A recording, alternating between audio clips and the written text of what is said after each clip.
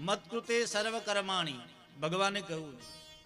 ભગવાન અર્થે જે ભગવાને આપણને સેવા આપી દે, જે કાર્ય આપણને આપ્યું દે એ કર્મ નિષ્ઠાથી કરીએ, એના માટે કરીએ, એને પ્રસન્ન કરવા માટે કરીએ.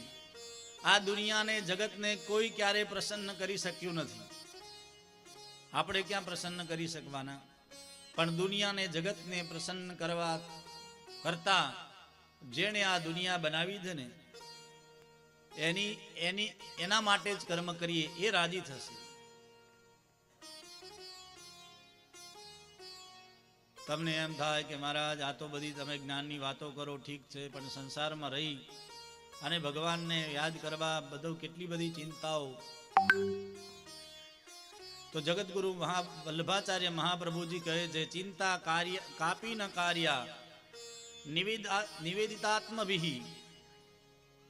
જો તમે ભગવાનના ભક્ત હો, ભગવાનની ભક્તિ કરતા હો, દેવની તમને શ્રદ્ધા હોય, તો તમારે ક્યારેય ચિંતા કરવાની જરૂર નથી. ક્યારેય ચિંતા કરવાની જરૂર નથી. ચિંતા કાપી ન કાર્યા. ભગવાન આપણું બધું સંભાળી લેશે. પણ સંસારમાં રહીને પણ ભગવાનને આપણે ભજી શકીએ. હું સજ્જનો યાદ રાખો કેવી રીતના પહેલાના સમયમાં, હવે તો આપણે બધાને ઘરે ઘરે આંગણે આંગણે રસોડામાં આરો લાગી ગયા. હજી પહેલાના સમયમાં બહેનો માતાઓ બધા પાણી ભરવા ક્યાં જતા? ગામના તળાવે, કુએ, વાવમાં, બોર ચકલાએ, નળે. મેં તો નાનપણમાં જોયેલું છે, કારણ કે હું ગામમાં રહેલો છું. બહેનો માતાઓ માટલા પાણીના ભરવા જતા ને. હવે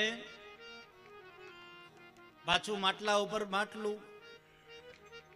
ઘણા બહેનો એક માટલા ઉપર બે બે માટલા રાખે. એક માટલું કાખમાં હોય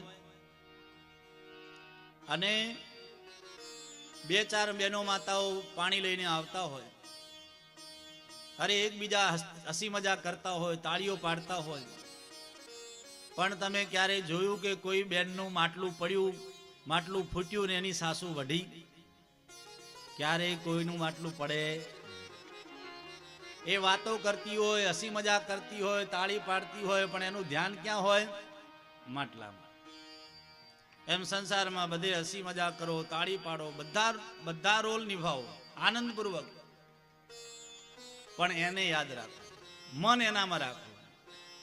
એનામાં મન રહેશે તો ભગવાન કહે છે, મય્યેવ મનાદસ્ત્વ મયી બુદ્ધિ નિવેશય નિવશિષ્યસી મય્યેવ અત ઉર્ધ્વમ ન સંશય. મારો ભક્ત મારામાં મન લગાવે ને એ ક્યારેય નીચે જતો નથી, હંમેશા ઉપર જાય છે. પણ આપણે શું કરીએ છીએ? ભગવાનની પૂજા કરીએ ને તોય ફૂલ ચડાવીએ, ચોખા ચડાવીએ, પણ મન ચડાવીએ નહીં. મન આપણું બીજે ફરતું હોય. મન જ આપણે સંસારને આપીએ છીએ. પણ યાદ રાખો, મન ભગવાનને આપીશું, સંસાર તમને નડશે નહીં. ભગવાન અનુકૂળ થશે, દુનિયા અનુકૂળ થશે. સંસાર દુઃખાલયમ અશાશ્વતમ. ભગવાને ગીતાજીમાં કહ્યું છે કે આ સંસાર દુઃખનું ઘર છે.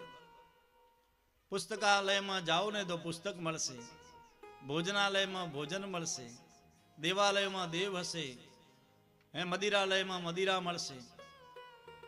પણ એવી રીતના આ સંસાર છે ને દુઃખાલય છે.